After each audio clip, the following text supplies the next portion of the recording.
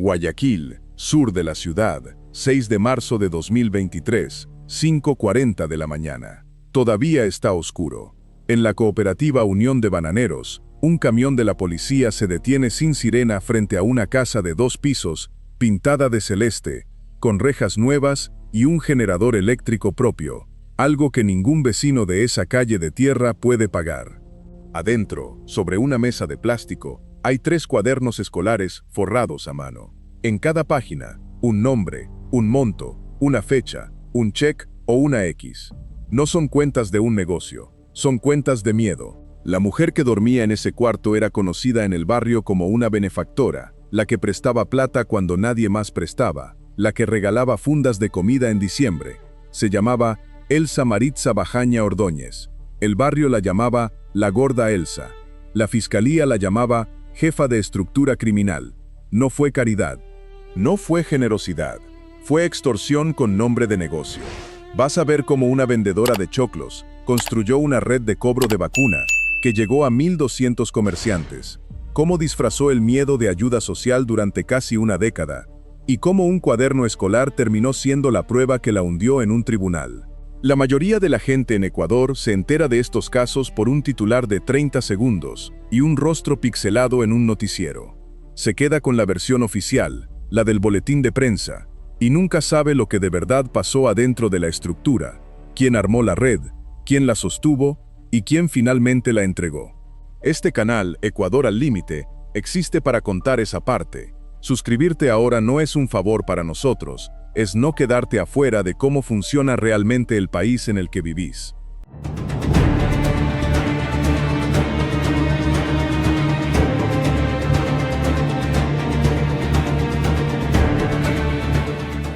Capítulo 1. El operativo. La mañana que cayó el imperio de la vacuna, fueron 14 agentes de la Unidad de Delincuencia Organizada, 2 fiscales y un equipo de criminalística. La orden judicial tenía fecha del 2 de marzo de 2023 y llevaba el número 092-017.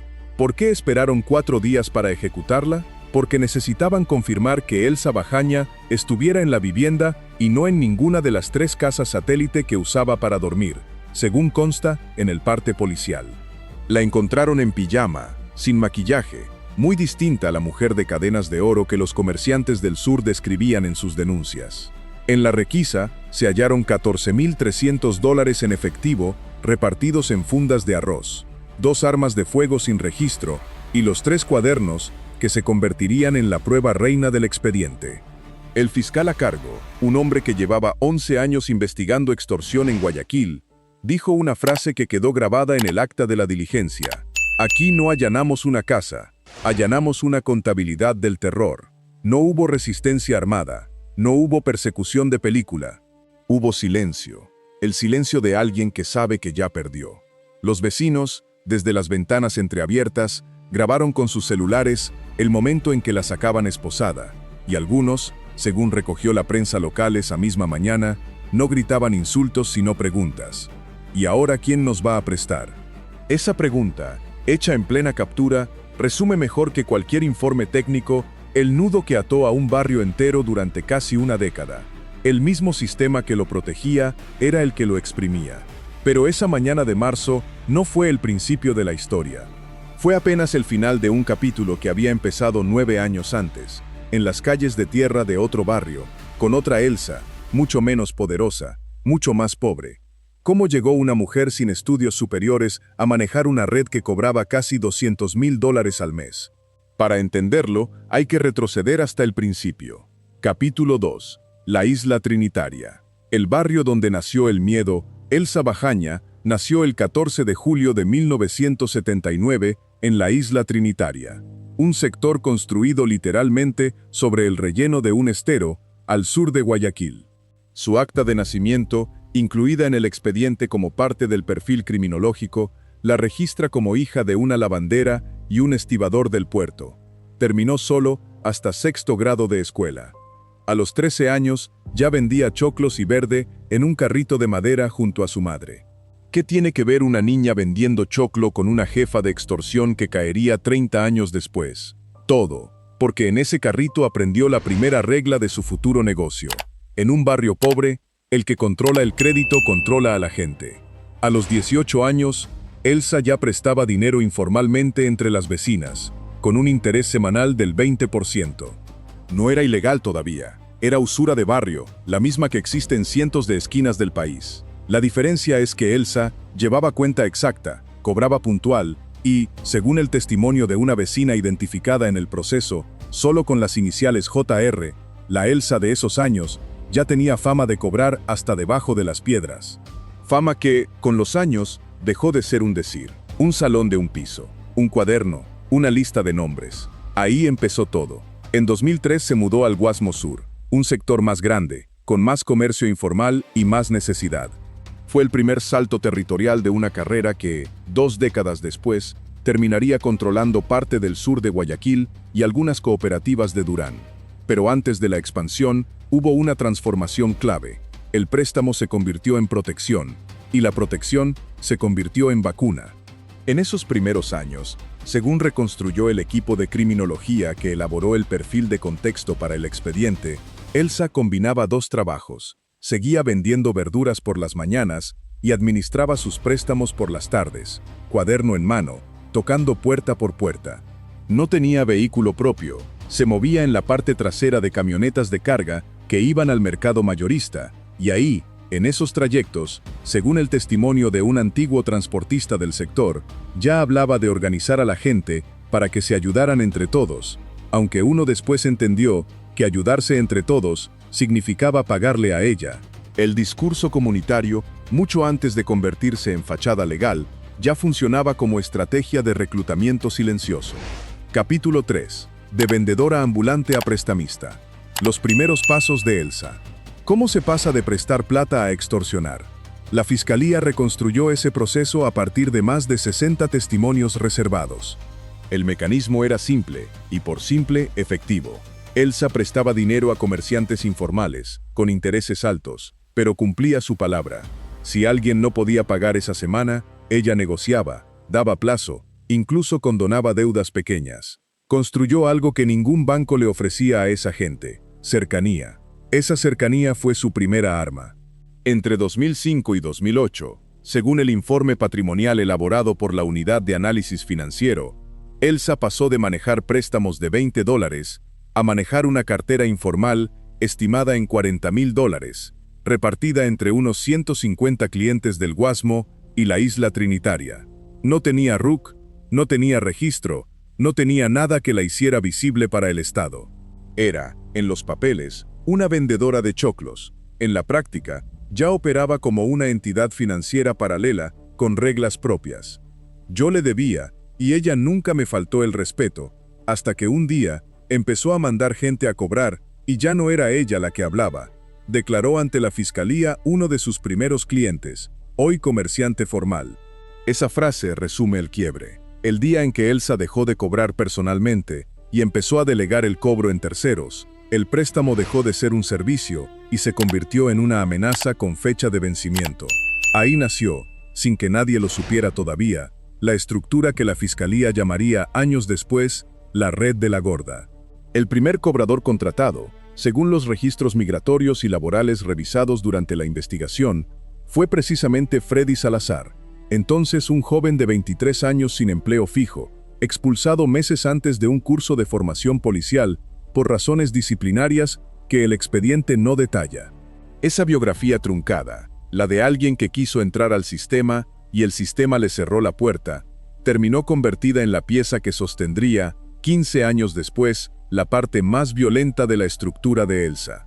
¿Quiénes fueron esos primeros cobradores?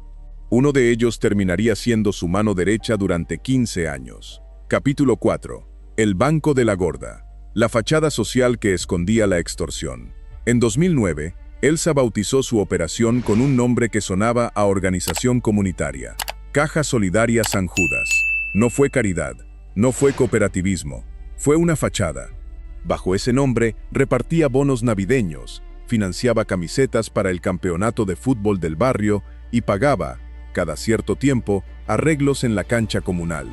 La gente empezó a llamarla la gorda que ayuda.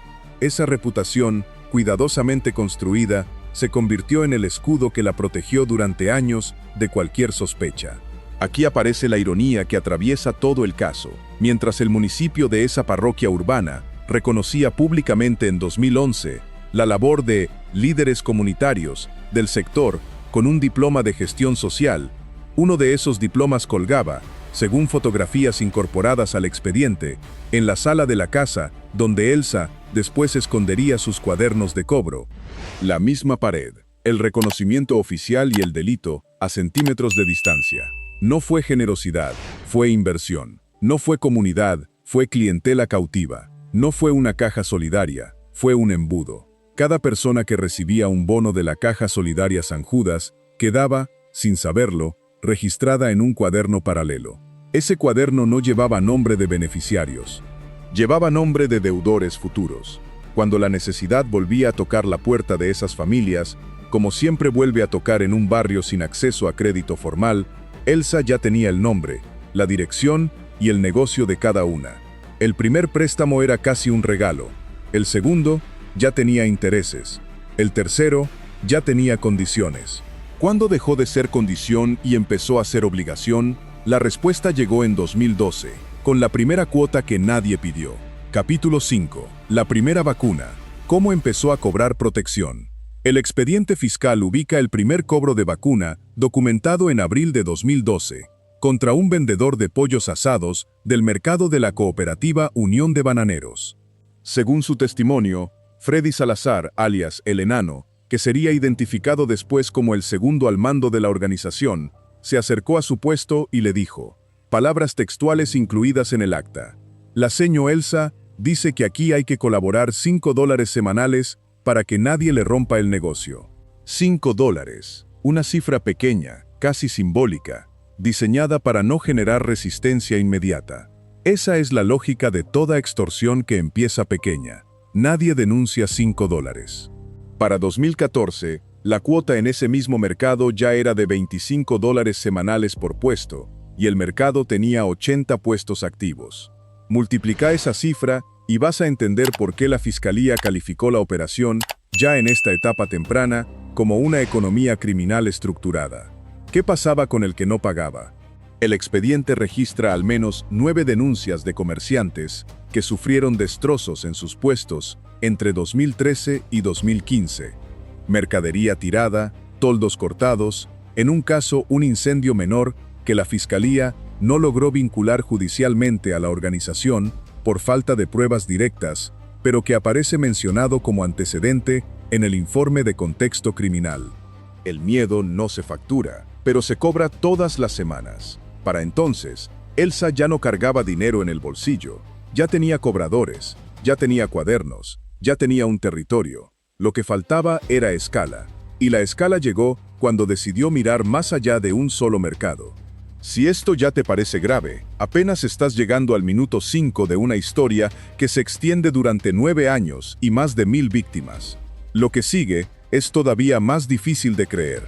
Cómo una operación de barrio se convirtió en una red que cobraba en dólares, en efectivo, todas las semanas, sin que nadie la detuviera durante casi una década.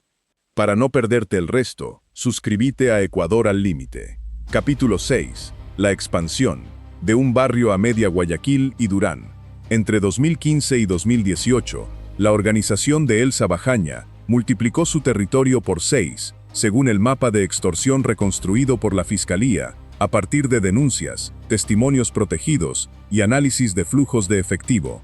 De un mercado en la isla Trinitaria, pasó a controlar cobros en la cooperativa Unión de Bananeros, el sector de Sergio Toral, parte del Guasmo Sur, y, ya para 2017, un puente informal de cobro en cooperativas de la periferia de Durán, al otro lado del río Guayas. ¿Cómo se expande una red de extorsión sin ejército propio? No con más violencia, sino con más estructura. Elsa dejó de operar como jefa única y organizó su red en células por sector, cada una con un cobrador fijo, una libreta propia y un reporte semanal centralizado. La Fiscalía calcula que, para 2018, la organización controlaba el cobro sistemático a unos 700 comerciantes formales e informales, entre puestos de mercado, tiendas de barrio, mototaxistas y hasta algunas ferreterías pequeñas. El monto recaudado mensual, según el informe patrimonial, pasó de unos $4.000 en 2014 a más de $90.000 en 2018. Ese salto no es casualidad, es método. Nosotros no le decíamos extorsión, le decíamos colaboración, así nos enseñaron a llamarlo, declaró ante Fiscalía uno de los cobradores intermedios que aceptó colaborar con la investigación a cambio de una reducción de pena. El lenguaje también fue un arma. Llamar colaboración a una amenaza es una forma de arquitectura del miedo. Se construye con palabras antes de construirse con violencia. Esa expansión territorial no fue silenciosa del todo. Entre 2016 y 2017, la Fiscalía registró 3 denuncias anónimas contra una mujer conocida como La Gorda, en la línea de atención ciudadana, pero ninguna llegó a convertirse en investigación formal, en parte porque las denuncias no incluían datos suficientes para individualizar a la responsable y en parte, reconoció después un funcionario de esa dependencia en entrevista reservada, porque el sistema de esa época no tenía forma de conectar 3 quejas sueltas hechas en años distintos, en sectores distintos, contra alguien que en los papeles no existía como sospechosa de nada. El subregistro no fue un accidente, fue una consecuencia directa de un aparato estatal que todavía no sabía buscar patrones donde solo veía casos aislados.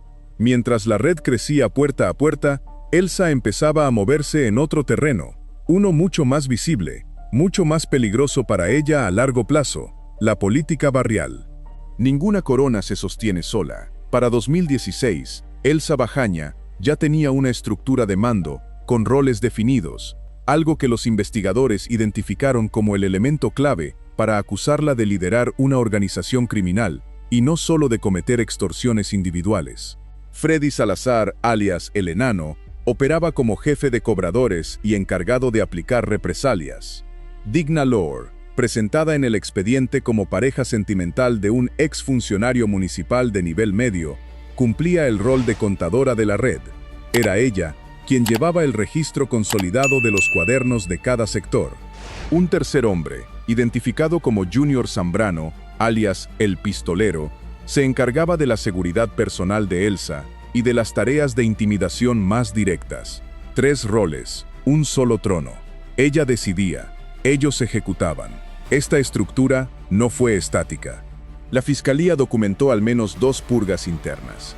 En 2017, un cobrador fue expulsado de la organización, según testimonios, por quedarse con parte de lo recaudado. Y en 2019, otro colaborador desapareció de los registros de la red sin que su paradero haya sido esclarecido en el proceso judicial. Un cabo suelto que el propio fiscal reconoció en audiencia como una línea de investigación que permanece abierta. ¿Por qué una mujer sin antecedentes penales previos logró mantener lealtad durante tanto tiempo entre gente dispuesta a la violencia? La respuesta, según el perfil psicosocial incorporado al expediente, tiene que ver con un control económico total. Todos los cobradores dependían financieramente de ella, vivían en casas que ella pagaba o subsidiaba, y varios tenían deudas personales con la misma caja solidaria que fundó una década antes. El barrio que ella decía ayudar terminó siendo el mismo barrio del que reclutó a quienes la ayudaron a explotarlo. Ese modelo de dependencia total tenía un nombre técnico en el informe criminológico: cautiverio económico horizontal, es decir, un sistema donde no solo las víctimas dependen del jefe, sino que los propios ejecutores del delito también quedan atrapados, incapaces de salir sin perderlo todo. Freddy Salazar, por ejemplo, vivía en una vivienda que figuraba a nombre de Elsa. Digna Lore recibía un sueldo fijo mensual de $1,200, muy por encima de cualquier trabajo formal disponible en el sector para una mujer sin título universitario. Romper con la estructura no era solo un riesgo físico, era una quiebra económica inmediata. Capítulo 8. El método. Amenazas, cuadernos y listas negras. El sistema de cobro tenía una lógica administrativa casi empresarial, y esa es precisamente la parte que más inquietó a los fiscales cuando revisaron la evidencia documental. Cada comerciante tenía una ficha con nombre, negocio, monto semanal y un código de color: verde para al día, amarillo para atrasado y rojo para lo que en la jerga interna de la red llamaban aviso final. Un comerciante en rojo, según 6 testimonios coincidentes, recibía una visita personal de Salazar o Zambrano. ¿Qué pasaba en esa visita? Casi nunca era un golpe directo, al menos no al principio. Era una amenaza calibrada, mención de horarios de los hijos en la escuela, mención del trayecto diario del negocio a la casa, mención de lo que le pasó a fulano, en referencia a otro comerciante castigado antes. El terror no necesitaba sangre para funcionar, necesitaba información. Sabían hasta qué colegio quedaba mi hija, eso fue lo que más miedo me dio, no el dinero. Relató ante la fiscalía una comerciante de la cooperativa Unión de Bananeros, identificada en el proceso bajo reserva de identidad. El expediente incluye una lista negra hallada en uno de los cuadernos, con 16 nombres de comerciantes que se negaron a pagar entre 2019 y 2022. De esos 16, 11 cerraron su negocio, 3 se mudaron de sector y 2 permanecieron pagando bajo protesta, según sus propios testimonios. Ninguno, hasta 2021, había presentado una denuncia formal. Uno de los casos documentados con mayor detalle es el de un mecánico de la cooperativa Sergio Toral que, tras negarse a pagar durante 3 semanas seguidas, encontró su taller con los 4 neumáticos de 2 vehículos en reparación, cortados en una sola noche, un daño que, según su propia declaración, le costó cerca de $1,800 y lo obligó a reabrir el negocio a nombre de un hermano para empezar de cero con otra cara frente a ellos. No denunció en ese momento, denunció recién 2 años después, cuando ya circulaba en el barrio el rumor de que la fiscalía investigaba a la organización. ¿Por qué tanto silencio durante tantos años? La respuesta tiene menos que ver con miedo individual y más con desconfianza institucional acumulada, algo que el siguiente capítulo empieza a desarmar. Capítulo 9. Las víctimas hablan. Comerciantes bajo terror. Entre 2012 y 2022, la Fiscalía identificó formalmente a 1.187 víctimas directas del cobro sistemático de vacuna vinculado a la red de Elsa Bajaña, aunque el propio informe reconoce que la cifra real probablemente sea mayor, dado el subregistro característico de este tipo de delito. De esas 1.187 personas, solo 94 se atrevieron a declarar formalmente durante el proceso judicial. El resto permanece en el expediente como víctima identificada, no declarante, una categoría que dice más sobre el país que sobre el caso. ¿Qué explica esa diferencia entre quienes existen en los cuadernos y quienes hablan ante un juez? El miedo no termina cuando cae la jefa. El miedo termina, si termina, cuando la gente cree que el sistema realmente la va a proteger después de declarar. Y en un barrio donde la policía tardaba, en promedio, según registros de la propia institución, 40 minutos en responder a un llamado de emergencia, esa confianza no siempre existía. No fue indiferencia, fue cálculo de supervivencia. No fue silencio cobarde, fue silencio aprendido. Una comerciante que sí decidió declarar, dueña de una tienda de abarrotes en el Guasmo Sur, resumió ante el tribunal lo que significó pagar vacuna durante 8 años. Yo le pagué a esa señora más de lo que le pago de arriendo al dueño de mi local, y encima tenía que sonreírle cuando la veía en la calle. Esa frase, tenía que sonreírle, condensa el mecanismo más perverso de toda la estructura, la obligación de fingir gratitud hacia quien te explota. Otro testimonio, este de un mototaxista que pagaba $10 semanales por circular en la zona, agrega una dimensión distinta del mismo problema. Uno no denunciaba porque, ¿a quién? Si el que te iba a tomar la denuncia capaz vivía en la misma cuadra que el cobrador. La cercanía territorial que en un inicio hizo posible la extorsión fue la misma que después dificultó la denuncia. En un barrio pequeño, todos se conocen, y esa familiaridad, que en otro contexto sería protección comunitaria, se convirtió en un cerco de silencio autoimpuesto. La misma mujer que cobraba miedo cada semana, seguía siendo, en la superficie del barrio, la gorda que ayuda. ¿Hasta cuándo pudo sostenerse esa doble cara? Hasta que alguien adentro de la estructura decidió que ya no quería sostenerla más. Capítulo 10. El primer informe. La Fiscalía abre los ojos. La investigación formal contra Elsa Bajaña no nació de una denuncia de una víctima directa, sino de un cruce de información patrimonial. En noviembre de 2020, la Unidad de Análisis Financiero detectó movimientos bancarios inconsistentes en una cuenta a nombre de un familiar de Elsa.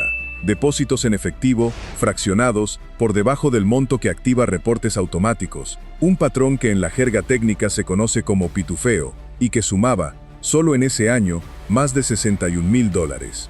¿Por qué alguien fracciona depósitos si no tiene nada que esconder? Esa pregunta abrió el caso Vacuna Cero, nombre que la Fiscalía asignó formalmente a la investigación en enero de 2021.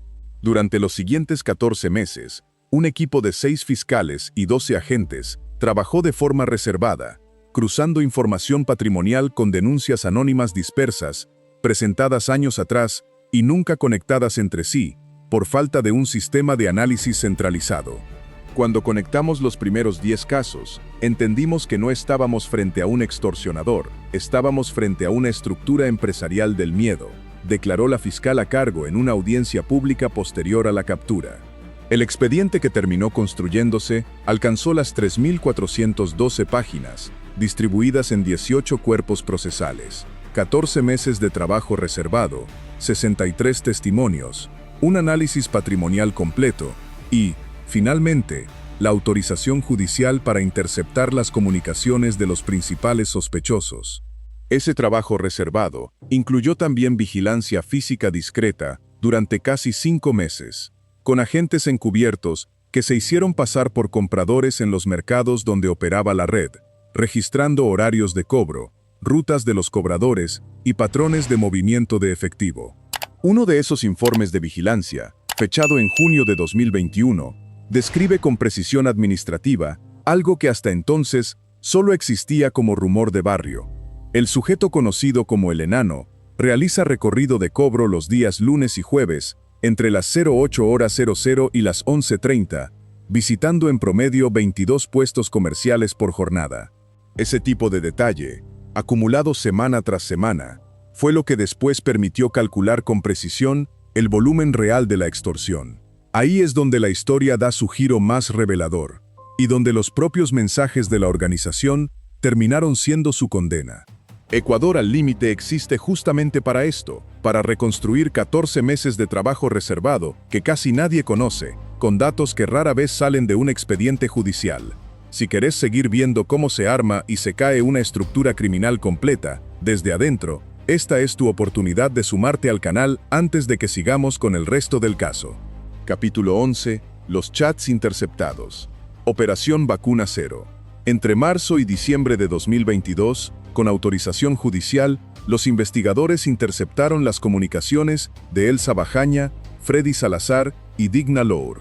Se recolectaron más de 40.000 mensajes de texto y audios a través de una aplicación de mensajería cifrada, de los cuales la Fiscalía seleccionó 216 como prueba central del expediente.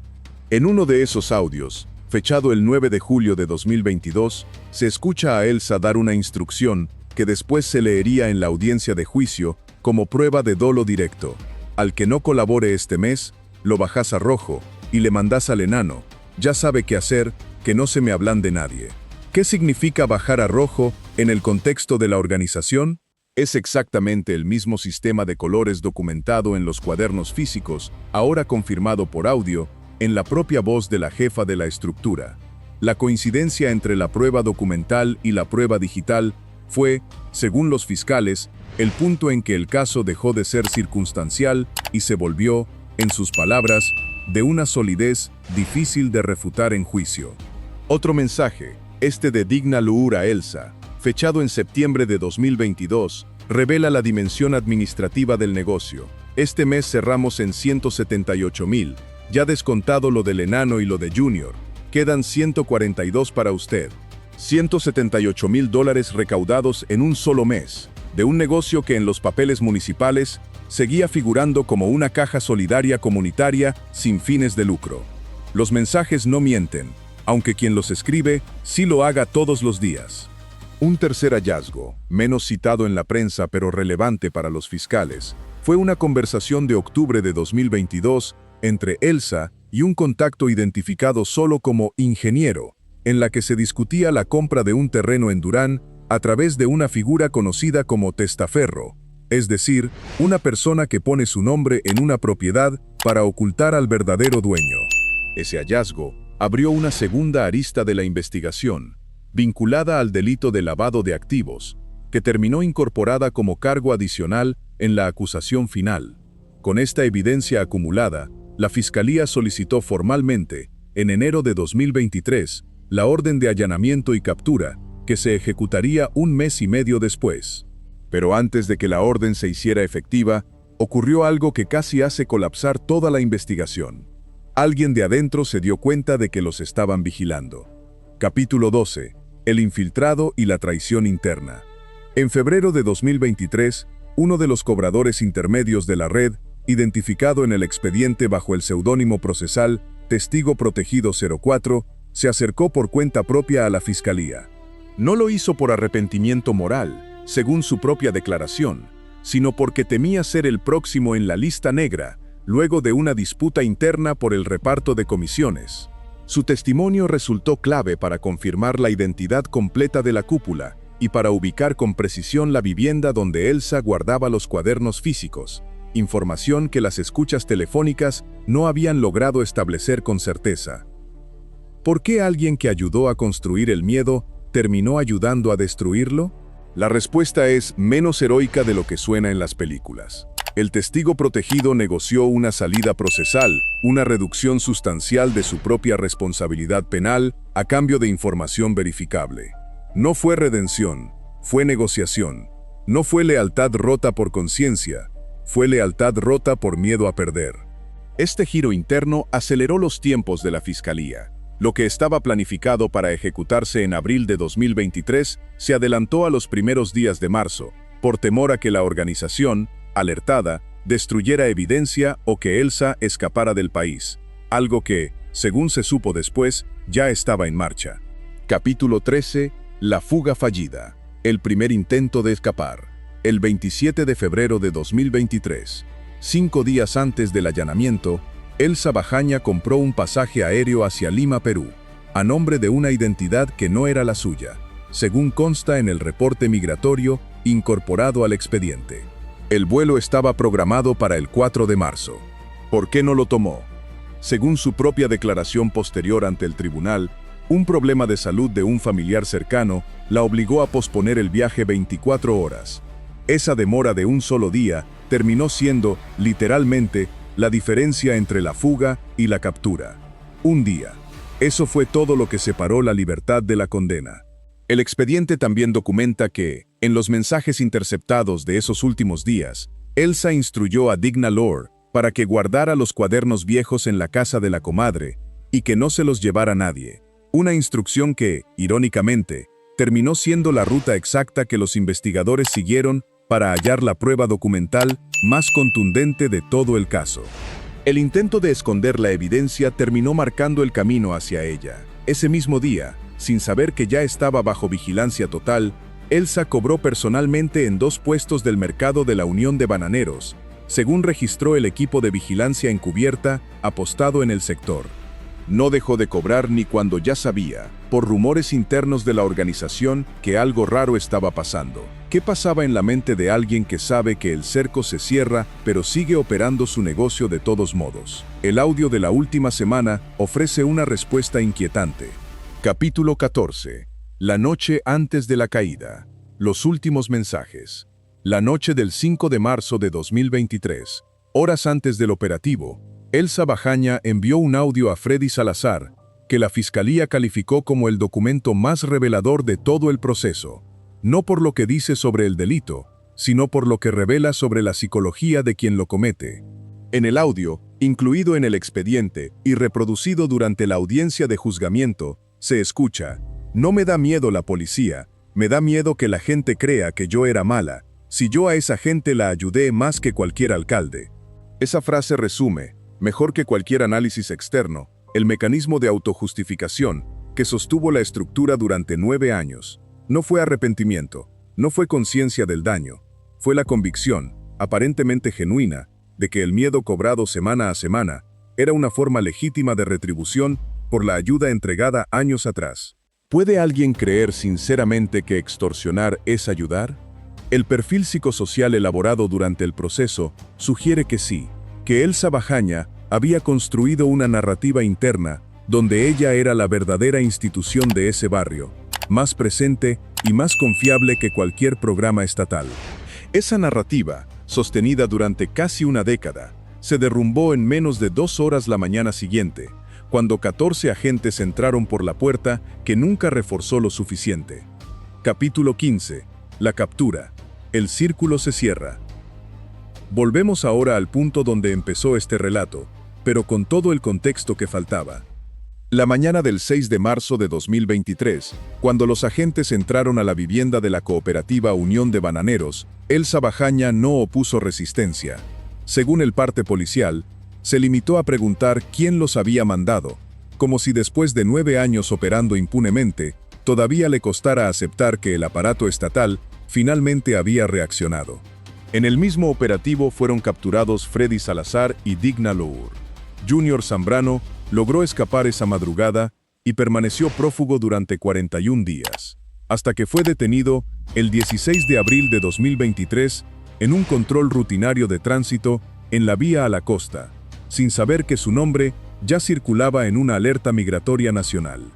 3 cuadernos, $14,300 en efectivo, 2 armas sin registro, 40,000 mensajes interceptados, 63 testimonios, 1,187 víctimas identificadas.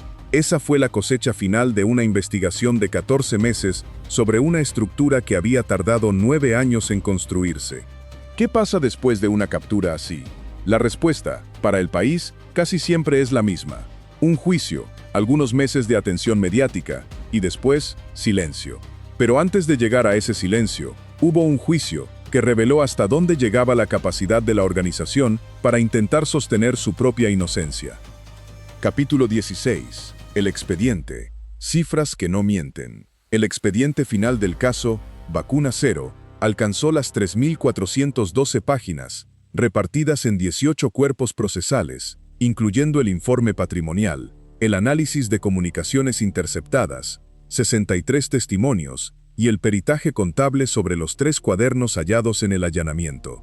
Ese peritaje determinó que, entre 2012 y 2023, la organización recaudó un estimado de $6,400,000 en cobros de vacuna, de los cuales solo se logró rastrear e incautar judicialmente $340,000 en bienes, cuentas y efectivo. ¿Qué pasó con el resto? ¿Con los otros $6 millones?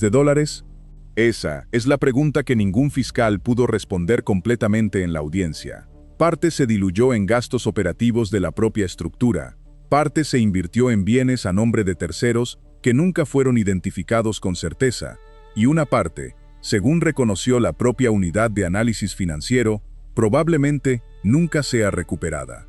El dinero del miedo es más difícil de rastrear que el miedo mismo. El propio peritaje reconstruyó, además, el destino aproximado de una parte del dinero. $1,100,000 habrían sido distribuidos como pagos semanales entre los 3 principales cobradores durante los 9 años de operación. Otros $900,000 se habrían destinado a la compra de silencio, es decir, pagos puntuales a personas que en algún momento amenazaron con denunciar, y el resto permanece bajo la categoría genérica de gasto operativo no trazable, una etiqueta que en la práctica significa que el sistema financiero formal nunca llegó a ver ese dinero. Entre los bienes incautados figuran la vivienda de la cooperativa Unión de Bananeros, 2 vehículos, un lote de terreno en Durán a nombre de un primo de Elsa y una cuenta bancaria con $28,000, una fracción mínima frente a la magnitud real del negocio. El patrimonio visible de una estructura criminal casi nunca refleja lo que realmente movió, explicó el perito financiero durante su comparecencia. ¿Cómo se defendió Elsa Bajaña frente a semejante cantidad de evidencia documental y digital? Su estrategia legal sorprendió incluso a los propios fiscales. Capítulo 17. El juicio. La defensa que nadie creyó. El juicio contra Elsa Bajaña, Freddy Salazar, Digna Lour y Junior Zambrano comenzó el 14 de agosto de 2023 y se extendió durante 22 audiencias hasta noviembre de ese mismo año. La defensa de Elsa sostuvo, desde el primer día, que los cuadernos hallados correspondían a un sistema de préstamos legítimos de la Caja Solidaria San Judas, y que los audios interceptados debían interpretarse fuera de contexto, una frase que se repitió en al menos 9 de las 22 audiencias. No fue una caja solidaria, fue una caja de cobro. No fue un préstamo, fue una condena semanal. No fue fuera de contexto, fue el contexto completo. El fiscal desmontó ese argumento con un solo cruce de datos. Ningún beneficiario de la supuesta caja solidaria pudo presentar un contrato de préstamo formal, una tasa de interés documentada por escrito o un comprobante de pago que no fuera una anotación manuscrita con nombre y monto en un cuaderno con sistema de colores de riesgo. Ninguna entidad de crédito legítima castiga con visitas domiciliarias a quien se atrasa un pago. Esa es la diferencia entre un préstamo y una vacuna, argumentó el fiscal en su alegato final, una frase que quedó registrada en el acta de juicio. Durante el proceso declararon 34 de las 94 víctimas que habían aceptado testificar. Varias lo hicieron con el rostro cubierto y la voz distorsionada. Un recordatorio de que, incluso con la jefa ya detenida, el miedo construido durante 9 años no desaparece con una sola captura. La defensa intentó además una segunda línea de argumentación. Sostuvo que las escuchas telefónicas debían anularse por un supuesto vicio de procedimiento en la solicitud de la orden judicial. El tribunal rechazó ese pedido en la audiencia del 2 de octubre de 2023, al considerar que la cadena de custodia de las grabaciones cumplía con los estándares procesales exigidos por el Código Orgánico Integral Penal. Fue, según reconocieron los propios fiscales, el momento procesal más tenso de todo el juicio, porque de haberse anulado esa prueba, buena parte del caso habría quedado sostenido únicamente en testimonios, mucho más vulnerables a la contradicción en un contrainterrogatorio. ¿Alcanzó toda esa evidencia para una condena ejemplar? La respuesta llegó un mes después, en una sala llena de comerciantes que habían esperado ese día durante años. Capítulo 18. La sentencia. El precio final del miedo. El 12 de diciembre de 2023, el tribunal declaró a Elsa Maritza Bajaña Ordóñez culpable del delito de extorsión agravada en calidad de autora de un sistema de crimen organizado, con una condena de 16 años de privación de libertad. Freddy Salazar recibió una condena de 13 años, Digna Loor de 8 años, por su rol en el manejo financiero de la estructura, y Junior Zambrano, cuya participación en actos de intimidación directa quedó más ampliamente documentada, recibió 14 años. Al escuchar la sentencia, según registró la prensa presente en la audiencia, Elsa Bajaña permaneció en silencio, sin la expresión de sorpresa que había mostrado el día de su captura. Su abogado defensor anunció la intención de apelar. La apelación fue resuelta en mayo de 2024, ratificando la condena original en su totalidad, 16 años. Ese fue el precio final de 9 de extorsión disfrazada de ayuda. Además de la pena privativa de libertad, el tribunal ordenó el pago de una reparación integral a las víctimas identificadas, fijada en $850,000, a repartirse entre los 94 declarantes formales del proceso, un monto que, dividido entre cada afectado, apenas cubre una fracción simbólica de lo efectivamente cobrado durante años de extorsión sostenida. La orden de reparación, hasta la fecha de cierre de este relato, sigue pendiente de ejecución total, según consta en el último informe de seguimiento judicial disponible. Otro recordatorio de que una sentencia en papel no siempre se traduce en compensación real para quien más perdió. ¿Y qué pasó con el barrio? Esa es quizás la pregunta más incómoda de todo el caso. Porque a los pocos meses de la captura, según reportaron al menos 3 comerciantes en entrevistas posteriores, no incorporadas al expediente, pero recogidas por organizaciones sociales locales, comenzaron a aparecer nuevos cobros de vacuna en algunos de los mismos mercados, ahora bajo otro nombre, otra cara, la misma lógica. 2 de los cobradores de menor rango que no fueron procesados por falta de evidencia suficiente contra ellos, siguen residiendo en el mismo sector, y al menos uno, según ese mismo reporte social, habría intentado reorganizar una versión reducida del cobro semanal en 2024, esta vez sin el nombre de una caja solidaria, sin diplomas en la pared, directamente como lo que siempre fue. El trono quedó vacío, pero la arquitectura del miedo, esa que se construye barrio por barrio, cuaderno por cuaderno, sigue en pie. La captura de Elsa Bajaña resolvió un expediente, pero no resolvió la razón por la que su negocio funcionó durante 9 años sin que nadie lo detuviera antes. Mientras existan barrios sin acceso real a crédito formal, sin presencia constante del Estado y sin canales de denuncia en los que la gente confíe de verdad, siempre va a aparecer alguien dispuesto a llamar ayuda a lo que en realidad es control. En Ecuador, el miedo casi nunca llega armado desde el primer día. Casi siempre llega primero disfrazado de generosidad, y solo se quita la máscara cuando ya es demasiado tarde para decir que no. Este relato se reconstruyó a partir de expedientes judiciales, informes patrimoniales y testimonios documentados en el proceso. Si este caso te mostró una parte de Ecuador que normalmente no se cuenta, la mejor forma de seguir viéndola es suscribirte a Ecuador al Límite, activar la campana de notificaciones para no perderte el próximo caso, y dejar en los comentarios qué historia de crimen organizado en el país querés que investiguemos a continuación. Este canal existe para que la versión real de estos casos no se quede escondida en un archivo judicial que nadie más va a abrir.